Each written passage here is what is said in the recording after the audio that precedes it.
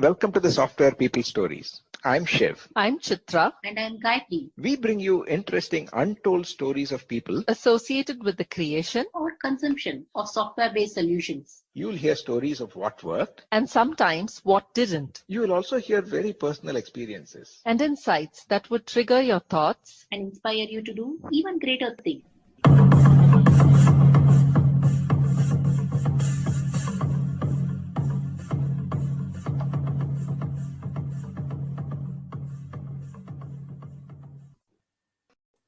Sanjay Tambwekar, our guest this week on the Software People Stories, got his first taste of engineering at shipyards watching his father build barges. Thereafter, he graduated from IIT Bombay and later with a master's in computer science from the US, after which he was exposed to systems engineering through a brief stint at Bell Labs. Back in India, he was part of the supercomputer team at CDAC, later digital payments at Verifone, where he stepped into management, and then worked in telecom networks and solutions at Sasken, data storage at NetApp, where he had global teams responsibility, and now at Qwikcilver, where he is the CTO. He talks about his transitions to management and his current role as a CTO in his current organization. A project close to Sanjay and his wife centers around road safety, on which he shares a strong message. And as always, this episode closes with a message for those aspiring to have a career in IT and software. Listen on. So hi, Sanjay. A very warm welcome to you on the Software People Stories podcast. I've been looking forward to our conversation and thank you so much for being here. Thank you, Chitra. Looking forward to the conversation. It's been a while since we chatted, but yeah, this has been really interesting to know what you're doing, and I'm happy that I can actually share my story here. Great, thank you. So we begin usually by asking our guests to introduce themselves. And so how would you like to do that for our listeners? I am Sanjay Tambwekar, and as the CTO, I lead the evolution of the prepaid solutions at Qwikcilver. Now we are merging into Pine Labs, so we'll soon be Pine Labs. And prior to this, my journey covers different domains, parallel computing, payments, telecom, digital storage. So that's on the professional side. And on the personal side, in the memory of our daughter, my wife and I run the Arundhati Foundation with a primary focus to improve road safety. That's nice, Sanjay. Thanks so much. I'd like to start by, in terms of asking you, where did your interest in software or technology come from? And where did your segue into this domain begin? How far do you go back? I go back a long way. But technology-wise, it's probably been, right from the very early days. My dad was a marine engineer, and he started the Tempo Engineering Works in Goa. And I used to go to those workshops of his where they built barges. And, I was quite fascinated by all the machinery and how they put things together, etc. So engineering as a discipline and, what it means was something that I liked very early on in my days. Plus, of course, the natural inclination maybe towards math and physics and so on. It was there. The engineering mindset was probably always there. But serendipity brought me into software. Okay, I'm sure that I would have been in a related field. Software per se was a little bit of a serendipity. When I did my BTech from IIT Mumbai, I graduated in electronics and communications. That was actually at that time called EE. And electronics, communications, signal processing were my favorite subjects then. And I was to go to my master's to the US. But those days when we got stuff by snail mail, my I-20 did not arrive in time. And as the university was not okay to defer the joining date, I chose to basically pick up a job in Mumbai. And I landed a job in TUL.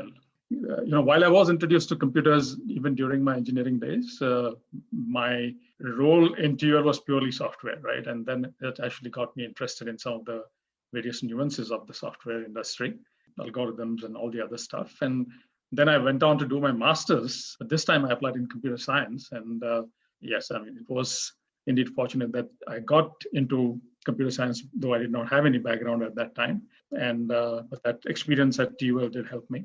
And after completing that, it was very clear that my path would be in implementing or designing software systems and software solutions. But a lot of my work was actually closer to the systems, right, for a long time. And then, of course, went into payments, which became a little bit of a higher level. But a lot of my work was at the systems level. So that was how I got started. That's interesting, Sanjay. So, from those early days in software development and building systems and solutions, what were some of your early lessons that you took away and perhaps helped you later on in your career? At each stage, you do pick up some things which are key and valuable, and those experiences stay with you, right? A lot of the experiences are through the hard situations that you encounter, the difficulties that you encounter. And those are things that actually stay with you longer. My first stint was with Bell Northern Research. Actually, that was after I completed my master's, and it was a short stint. But I actually got to understand the difficulties in debugging a system that is remote. And what does it really mean to access a system that is sitting in North Carolina and a system that is running in Canada, and what does it mean to debug that system? And those were some of the elements that have actually stayed with me in terms of what does it really mean to build enterprise software. From there, I came to India, and I was part of the first team that CDAC put together to build our supercomputer. My focus was in the software team, and we were building software to support 4 nodes to 64 nodes. And it was, again, a very heady time for us because a lot of learning, a lot of new things to pick up and understand how things can be put together. But more importantly, actually taking it to the people who really need to use it. And so to help some of the users from the government labs mainly to adapt their software to our systems. And that was also interesting, right? Because we were trying to build some features into our products, which for them probably was an over engineering. They didn't really need those. Once we realized that, we actually dropped those. But in a few years, it became evident that Moore's law will catch up, and the power of a single CPU will soon be the power of a 4-node or 8-node parallel machine. And so it was actually a kind of a realization also in terms of how you have to really stay abreast of the technology and how you need to actually adapt. So we went on to actually then start using the power of a network computing as opposed to trying to build a dedicated parallel system. From then on, when I moved to Verifone, that was my introduction to the world of digital payments. We started building a product for the emerging markets. This was meant for India, meant for Southeast Asia, Latin America, the Middle East or Africa.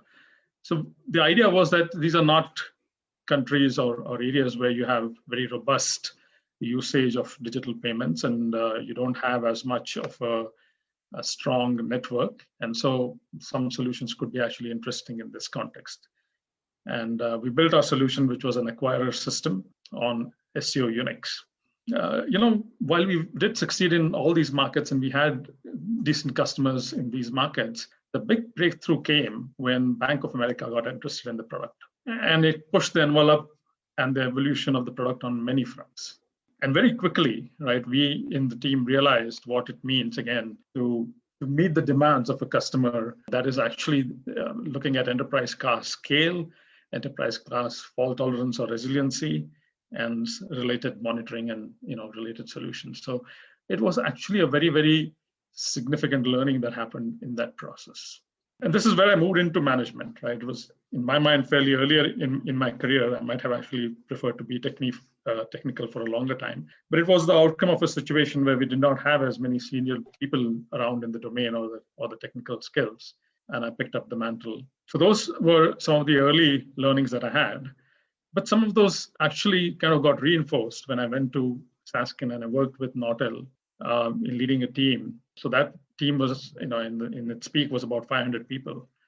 But we worked on software for wireless communications, building the software that goes into base stations, right from layer 1 signal processing up to the controllers and so on, the base station controllers, which is a whole traffic management, the administration and so on. And again, a big lesson in enterprise class software in multiple angles, right? Not just about high availability, high reliability, but also the process that is actually required to build a product that is of that caliber, right? And to be able to meet the expectations of finite availability, and what does it really mean to gear up the systems, gear up the support and all that to be able to handle that.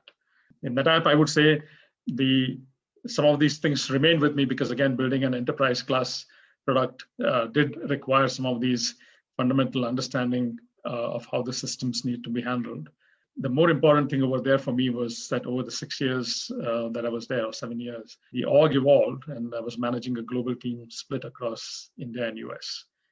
So those lessons were very different in terms of managing a team in the US, addressing the demands on both sides, but being able to be fair on both sides, and so on.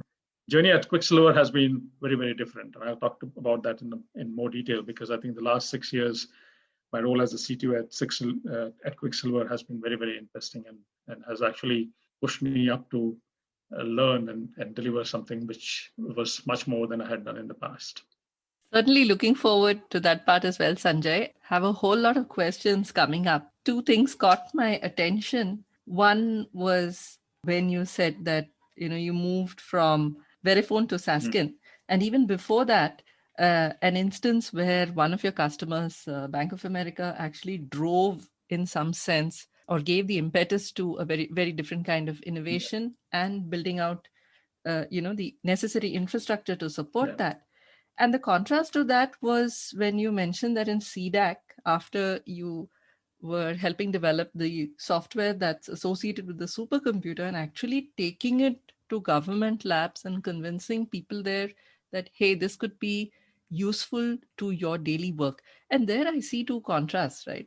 So my question around it is, when it comes to customer empathy and building relationships with customers, what is it that, in your experience you've seen that's helped you? Because these two are quite contrasting experiences. One where the customer is actually driving or leading in some sense, and that the product or the solution that you're creating has more of a likelihood of success because it's being driven largely by a customer's need or the customer's ability to see its value, versus you being part of something that could potentially help customers in many different ways, but customers really aren't ready for it. Yeah, that's an interesting dichotomy. I wouldn't say necessarily that those government labs were wrong in any way, right? I mean, they had a problem to solve, and they had the code to solve it, and it was basically, how do I port this to the new system, and how do I use it the best way, right? I mean, it was as simple as that to start with. But you're right. Very often we face this challenge. When we go to customers, there are some who grasp the potential. And that is also because they carry a vision with them, right? They do have a sense that they want to grow a business, or they see that they want to harness the power of the technology and to be able to do things not just more efficiently, but do it differently and to bring more value. And if they have a vision and you're able to actually marry the two, it has a lot more benefit that you have. The cases where you're actually discussing it in the context of a task to be completed, it becomes a very transactional kind of an engagement where you need to get that solved. I mean, it is still important to be solved, but it may not really evolve a whole lot beyond that. And in a lot of these cases, right, the approach of the customer or the way you engage with the customer will make a difference, because when you start engaging them as a partner, and when you start actually discussing with them on possibilities, or when you listen a little more, then you can actually bring out the possibilities rather than be in a position where the customer tells you this is a task to be done and please do it.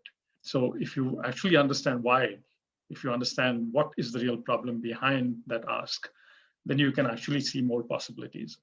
Or the other thing, of course, is the ability to actually bring the best practices from 10 different customers or 100 different customers that you have. And how does that actually feed in? So the knowledge that you get from the other customers and the overall confidence that you get in terms of bringing a solution to the table also increases that much when you have that variety in your product mix.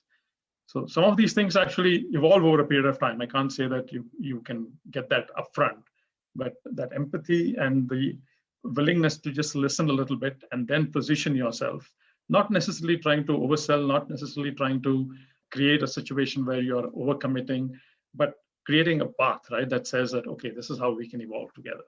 So perhaps more co-creating and involving customers and actually developing a solution that's more of a win-win for both the creator and the consumer. Correct. Interesting that you said your first exposure to digital payments was way back then in Verifone, and couldn't help but thinking what the scenario is with digital payments today. I mean, today, even a vegetable seller, and I had this experience last year just as the lockdown was coming on, I had been a little reluctant to put a payment app on my phone. And one morning when I was picking up vegetables right outside my house, this person says, Amma, you don't have a Google Pay. And, it was like a aha moment right then and there. You said that these things evolve, customer relationships and understanding and empathizing with them to build products evolves. And in the space of digital payments, I think, it couldn't be more reflective of an example that's suddenly now so all around us. What would you share with respect to that evolution? There are various angles to digital payments. Okay, I may not be able to touch upon all the different aspects of it, and just to give you a flavor, right? There is the whole aspect of payments, which you could do still using a debit or a credit card, but digitally, right? You don't necessarily have to carry a physical card to do that. You have the ability to do what we do at Qwikcilver, that is actually prepaid cards. Your refunds and cashback could be purely digital. Your ability to transact buy something would be completely digital without ever having to physically use a cash or a card anywhere. Banking could be completely digital. There are so many different aspects. Forex could be actually digital, cross-border payments and those kind of things also. So there are various elements in this. And what we are doing at Qwikcilver is in the domain of digital prepaid gift cards. This solution extends to things like cashbacks, refunds, loyalty. So there are various elements. I mean, the underlying construct is versatile that you can actually do various other things with that, being able to actually store some value and being able to convert that value when you actually utilize that. So this has actually been, when you think about the evolution, right? The part of it has been just the enablement of technology, what is available now, and the ability to actually scale that in the way we are able to do it with various technologies, whether it's the cloud or whether it is the way we can scale APIs or the way we can actually do with microservices and such architectures. So various elements of technology. There's also the other element that comes into play in terms of how some of these things are becoming open, right? So that we can interface with other systems. I mean, in India, certainly NPCI is very, very solid payment infrastructure that we have, far better than what most other countries have. And this kind of an infrastructure actually allows us to do many, many things.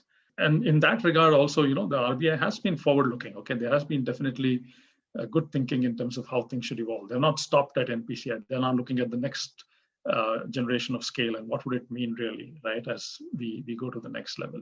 And certainly last year, like you rightly said, COVID situation completely flipped it, right?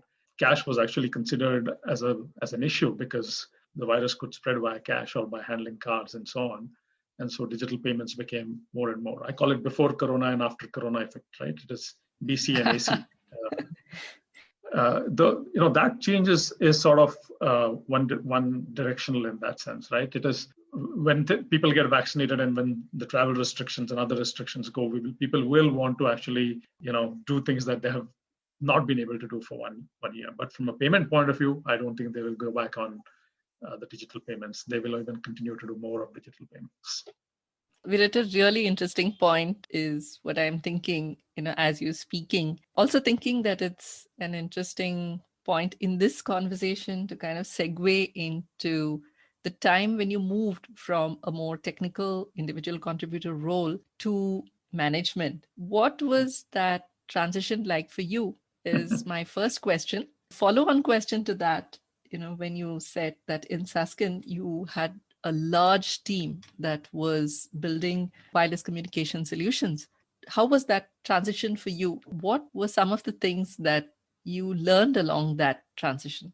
So when I was first entrusted with the management responsibility, right, it was a situation where we probably didn't have as many senior folks outside in the industry. And folks within Verifone entrusted me. I mean, they did definitely, it was a lot of, what shall I say? I mean, it was an endorsement or a vote of confidence that I felt when they gave me that responsibility. And it was sort of a first amongst equals because we were basically a group of peers And the person who was managing our team actually moved to the US because of this whole Bank of America deal that was coming through, and the reason to be very close to the customer and work through some of those details with the customer. And in that process, when I started basically taking on the larger role, I started in a mode where it's like a first amongst equals situation. But my learning was actually through the process of recognizing that each one of my peers brought in a whole lot of strength, and so I always kept the ship in the leadership in mind, right? It has to be actually that we do it together. I'm not really a guy who feels that I know everything, and so I do rely on the people to help me with the process and help me understand what I do not. That has, I think, helped me a lot in terms of being able to understand what needs, what is the issue or what needs to be done. I do have to take responsibility for what I then decide to do, but I do take a lot of inputs in the process. The Sasken experience was a very different one, right? Because there were two differences. One, of course, was that in Verifone, I was very much a part of the team that built the product. And so I knew a lot of things inside out. So I was able to relate to many things directly. Right? In Sasken, that was not the case, right? This was a product that Nortel had built, and we were actually taking it forward. And so there is, of course, one level of separation that happens. But more importantly was just the size of the team, right? The sheer size of the team meant that, you can't really be so detailed in each of those aspects. And so the organization building skills actually came to the fore, right? Because you do have to build a team that you can lean on.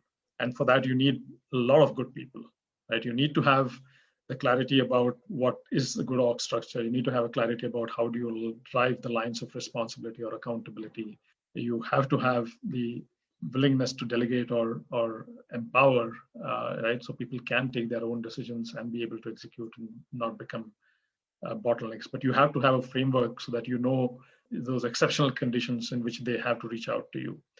So various of those things, and creating the vision to align people, right? It may not be completely as per plan. I mean, they may not really be things that you don't really worry about it in the context of saying that day to day or week to week, is it exactly as per plan or not? But overall, it is going in the right direction.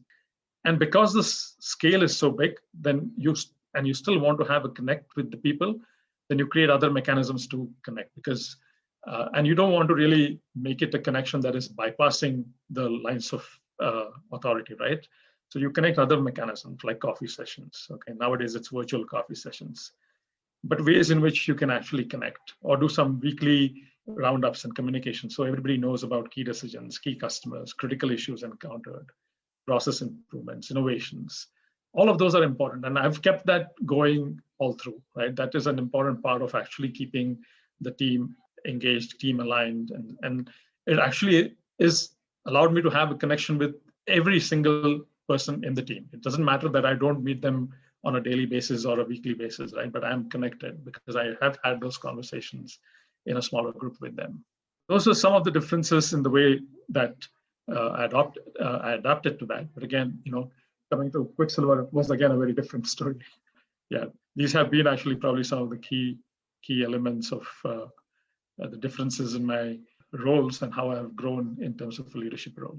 My next question is that when you have led and headed large organizations, how do you get a pulse or a sense of what's going on? One thing is, yes, through these connects, you do understand whether people are aligned, what their problems are.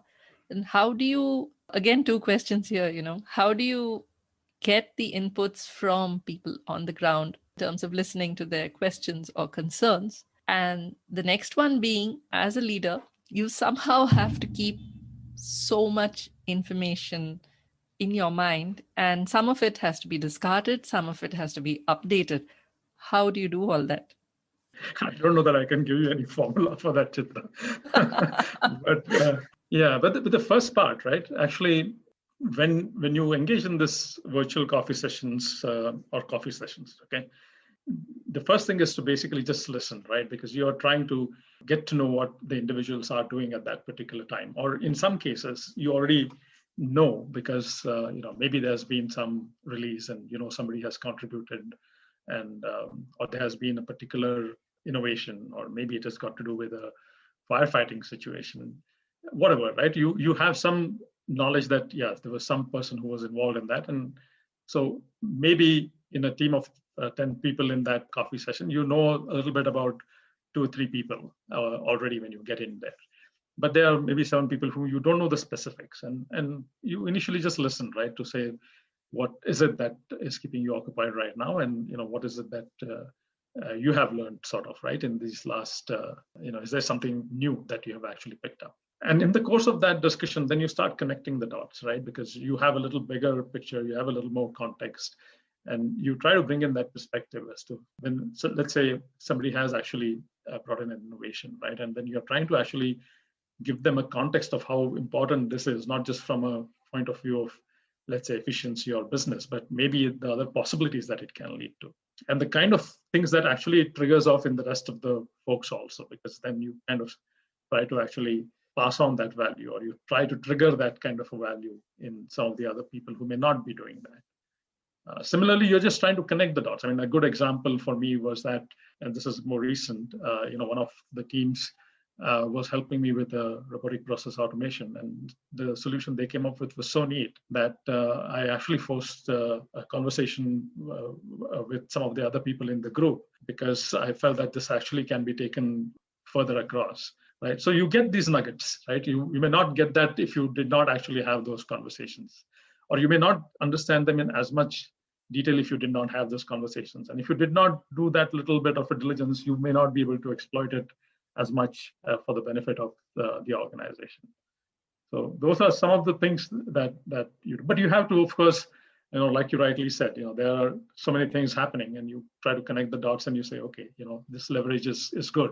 In other cases, it is good information, but maybe it is just filed away, and maybe 2 weeks later, it may be revived again. I don't know. There will be those kind of things.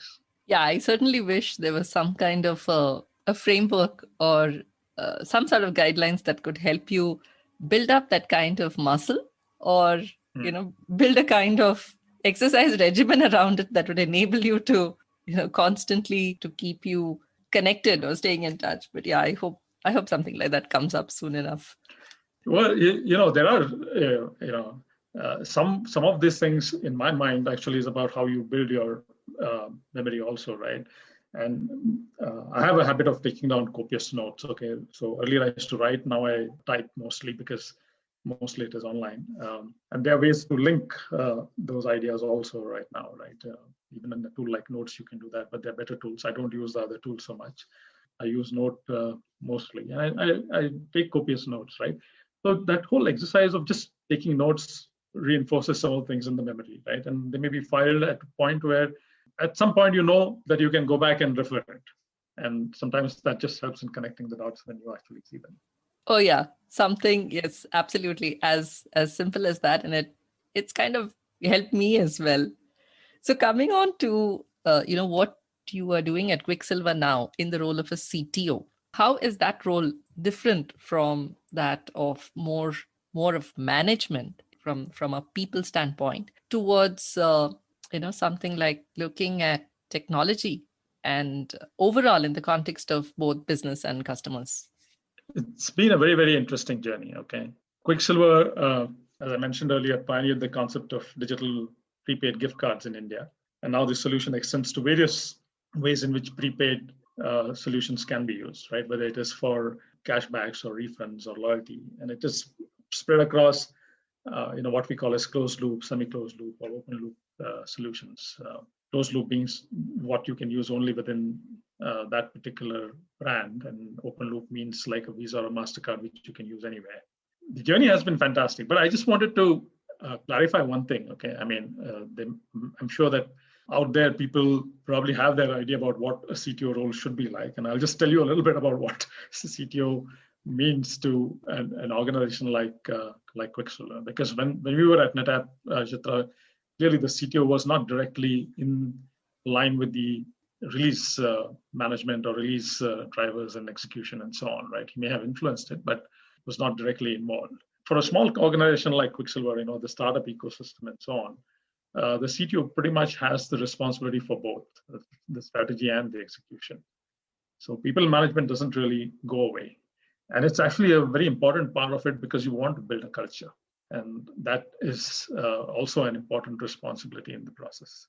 In my journey, various elements, right? I got a lot of satisfaction in terms of engaging with customers, evolving the product portfolio as we brought hundreds of merchants and corporates onto our platform. And not only that, right? We enable the product capabilities and made it possible for us to foray into the international markets. So we now have customers in Southeast Asia, in Europe, in Middle East, in Australia. And in this sense, I would say that, very proudly, right? I feel we are an MNC out of India, right? Because in the past, whenever we've talked about MNCs, it's been the other way around, where it's really a company incorporated in the US or in Europe or whatever, and they have a center here. For us, it's been the other way around, where our product first made its presence felt in India. We have more than 90% market share in India. And from there, we have actually gone off into the other countries beyond our geography and been able to be very successful in terms of convincing our customers, being able to actually see that our product has capabilities that really are very, very good and meeting their expectations and being able to really make a difference over there. In this whole process, right, the thought process now changes in terms of various elements that you need to manage, because apart from execution, there's a whole aspect about how does that actually mean in terms of production systems, right, and the deployment, because we are managing it in a SaaS environment now, right? In the past, a lot of my experience was actually building enterprise class products, but which were deployed on premise. And now we are talking about an enterprise class, which is a SaaS product, where now you have actually like hundreds of customers on a single platform. And what does it mean really to push the envelope for scale, for performance, for resiliency? Very, very different. More importantly, actually, what does it really mean when you're trying to build features? You have to think about these requirements that come from individual customers and then say, what does it mean at the product level? How do you really convert it to a core product feature? The SaaS always needs to have a core product approach. It's like almost a fanatical or a zealous kind of an approach to say that we want only one code base, no matter. It has to be one single, even though we may be looking at requirements coming from different customers, it's really about saying, what is the product feature that will enable this? How do we really take it to 10 other customers after that and 20 others after that? So that's actually been one of the very, very important aspects of this. Even in this, right, some of the aspects of functional requirements are very, very easy to realize. I mean, it doesn't take that big a deal to say that you're able to build a required API or that you're able to build a required user interface and so on. But what does it really mean to deliver to the non-functional requirements, right? Some of them are stated, some of them are really completely implicit, right? What is scale? What does it mean when you have concurrency? What does it really mean when you want to make sure that you give a really good user experience even when your systems are not working well? And those are really very, very important aspects to consider in how the product evolves and how the product solutions get built. And to me, that has been one of the very important aspects of how we have evolved the product at Qwikcilver.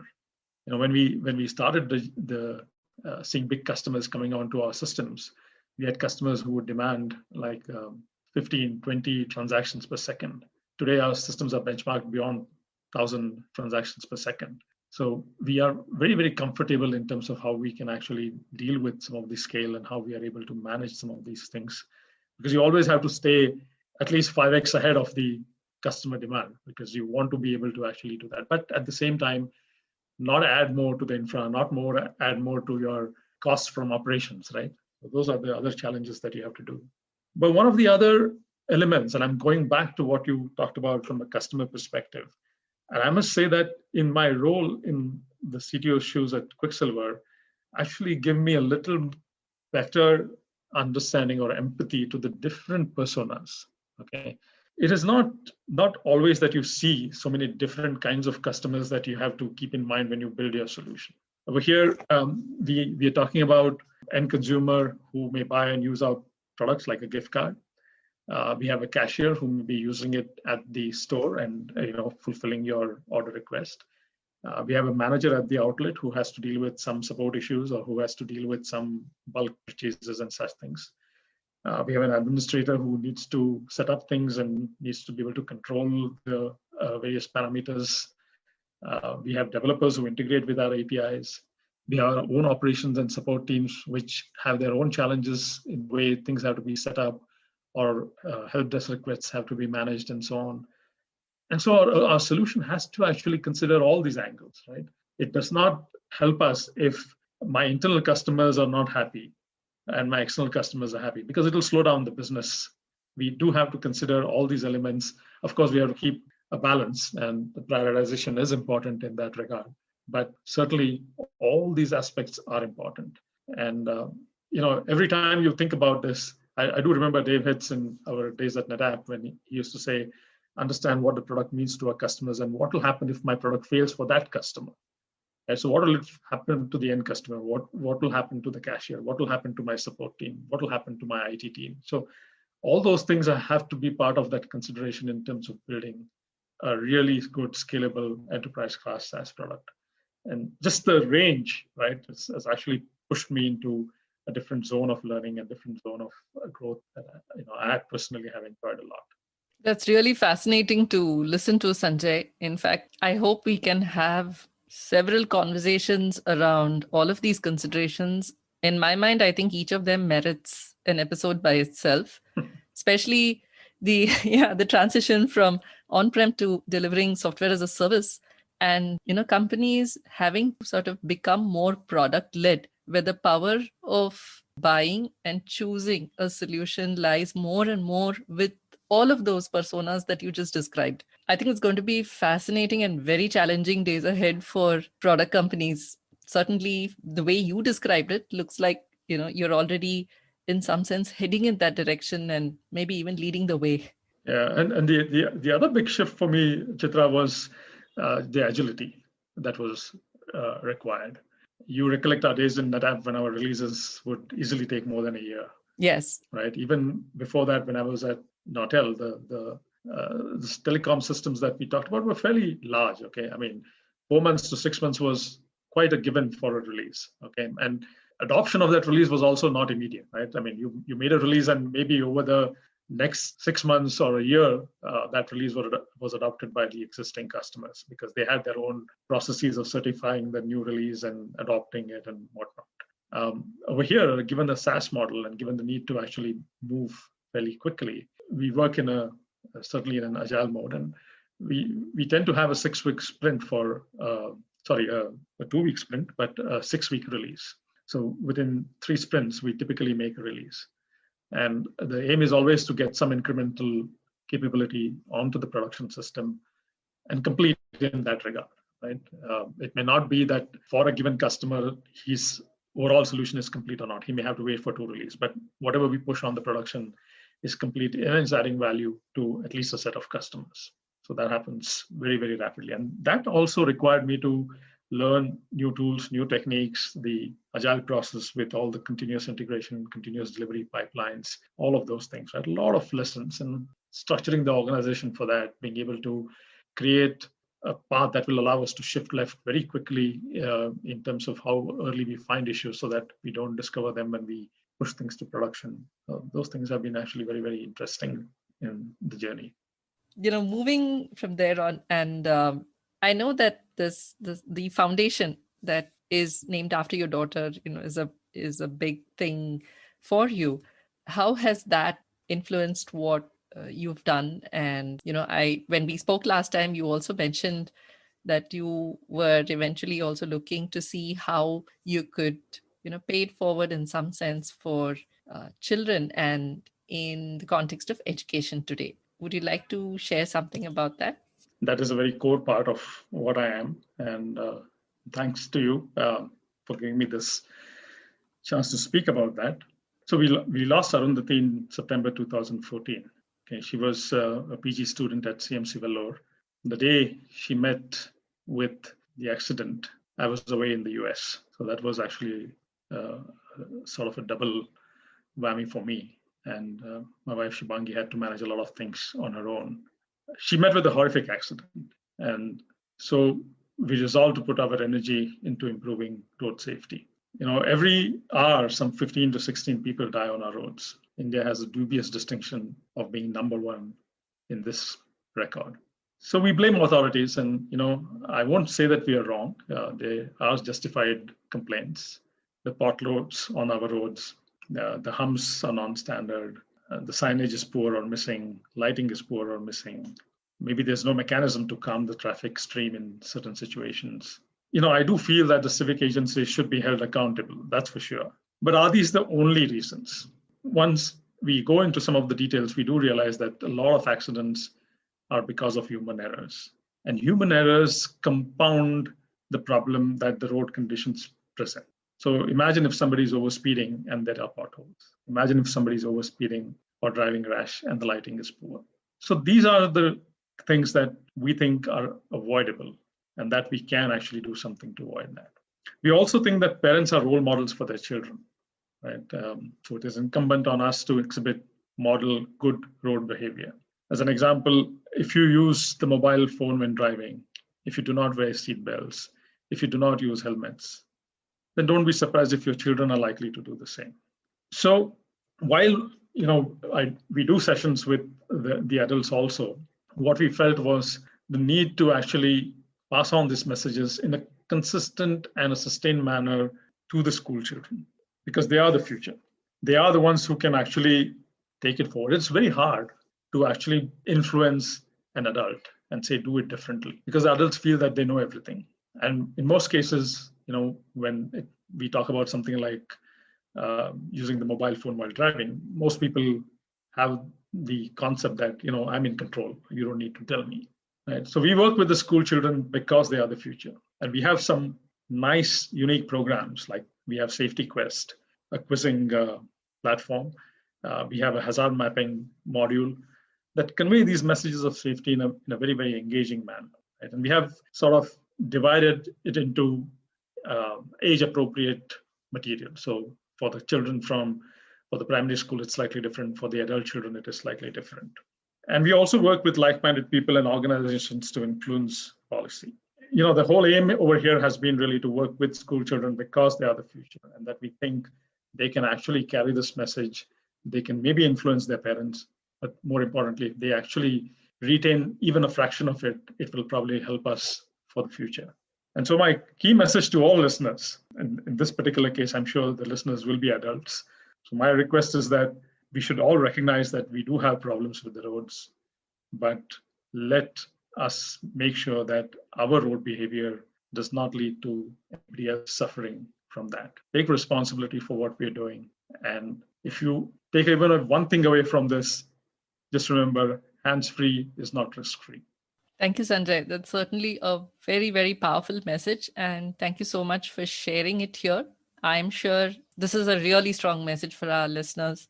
We've been having a very interesting and long conversation, but I can't leave this conversation without asking you a message for aspirants as well, looking to get into the field of either software or technology. What is it that you would like to leave them with?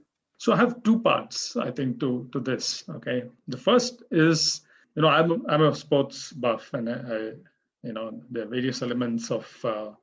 I may not be as quick with all statistics nowadays as I used to be in the past, but I love sport and I love the process that coaches and the sportsmen go through, right? And as most sports coaches will tell you, focus on the process to improve, because your first competition should be yourself. And for that, you need to recognize that you're putting in your best and then you're trying to better your best. That is the first thing that you should be basically looking for. In that process, there are various elements that come in, right, as to how you practice, who are the people you practice with. Because if you practice with people who are less good, in the sport, let's say, you will feel you're great. And sometimes it helps to get your confidence, okay? But if you want to really push your game, you have to actually compete with the best.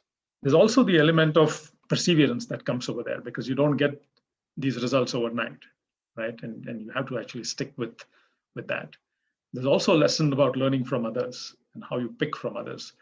What are the things that you can pick from others? Not everybody is skilled at every single thing, right? But you will pick up various things. Maybe it is about how well somebody is actually convincing or negotiating, or maybe it is about a very elegant design, or maybe it is about really a very simple design, right? And that actually makes a big difference, because simplicity will always beat the complexity in terms of realizing features. The other thing I wanted to mention over here, and this is really the question about, are you an entrepreneur or are you actually working in a sort of a job environment, right? And to me, that is an analogy of a love marriage versus an arranged marriage. The entrepreneurs follow their passion. If you're an entrepreneur, you will chart your own course for sure. And that passion will definitely be coupled with the willingness to put in the long hours. And very often this love marriage will lead to the baby, which is the organization that you will build and the solution that you will build and how you will take it forward, right? For the others, it is loving what you do, right? But it is an arranged marriage where the love develops over time. And it requires a fundamental attitude or an attitude of being open and constantly pushing yourself to share and learn, whether it is technology, whether it is business, whether it is operations. And it's also about giving, right? Which leads to better teamwork, better organization outcome, because you're thinking beyond your own narrow task. So the more you give, the more you will grow. So this is a couple of things that I thought could be shared. A beautiful message, Sanjay. I don't think anybody has ever provided this kind of analogy. So thank you so much for your time. And I will certainly look forward to more conversations with you. Thank you, Chitra. Thank you so much for the opportunity. And thanks for being a COVID warrior and helping everybody in these difficult times.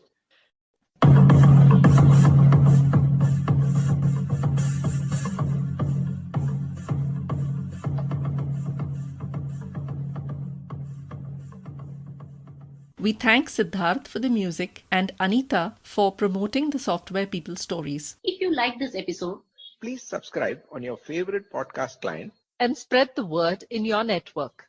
if you'd like to share your story, Contact us at podcasts@pm-powerconsulting.com.